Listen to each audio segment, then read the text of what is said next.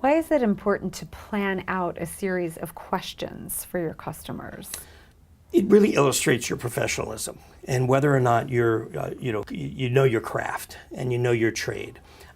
Nowadays, people don't have time, and you've probably dealt with salespeople, maybe somebody who's new or somebody who's not really experienced, and it's painful, right?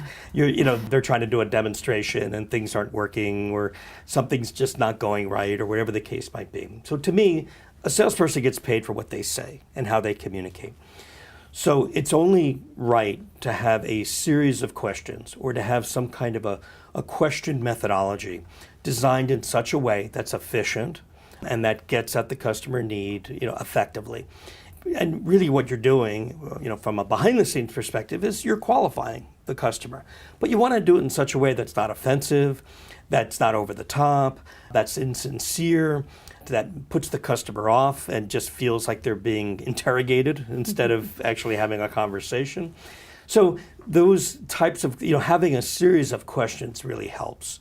And to me, I like to start kind of at the big picture. If I understand what a problem is with the customer, then I just want to assume because they have this problem, it's something they want to solve, as we said before. Just because this problem exists doesn't necessarily mean they want to do something about it. So we'll talk from the problem. I'll then probe further to determine how important it is. Is it a priority compared to other problems they might have? Where does it kind of stack in the importance factor? From there, I'll talk about quantifying it. So I want to kind of understand how often does it occur, how much is it costing them, those kinds of pieces. So try to get some of the metrics associated with it. And again, a series of questions to kind of tease it out. And then from there, take it a step further into consequences. So what happens if they don't act on it? What's the cost of keeping the problem laying around, or, kind of the hole in the bucket? What is the hole going to just keep getting bigger and bigger? Or are you filling stuff up on one end and it's just leaking out the other? And what do those consequences look like to you personally, to the department, to the company, to the customer? So again, tease all that out in a series of questions. And then finally, you ask permission, would they like to see what you could do about that particular issue? Or would you like to see how you've been able to address that issue for, say, a competitor of theirs?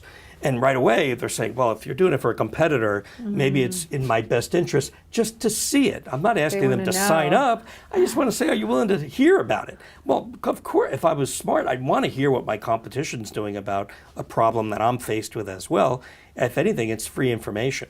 So by kind of asking a series of questions, I go from problem and I put a lot of hooks on it, so I kind of attached a lot of hooks, and that enables me to then hang the various features and benefits and follow-up conversations and proof sources and so on as we go through the rest of the presentation. If I don't ask those series of questions and I just say, oh, you got a problem here, let me tell you, I'm going to fix it. I don't really have an understanding of what the issue is. I don't understand consequences. I don't know how often, how many.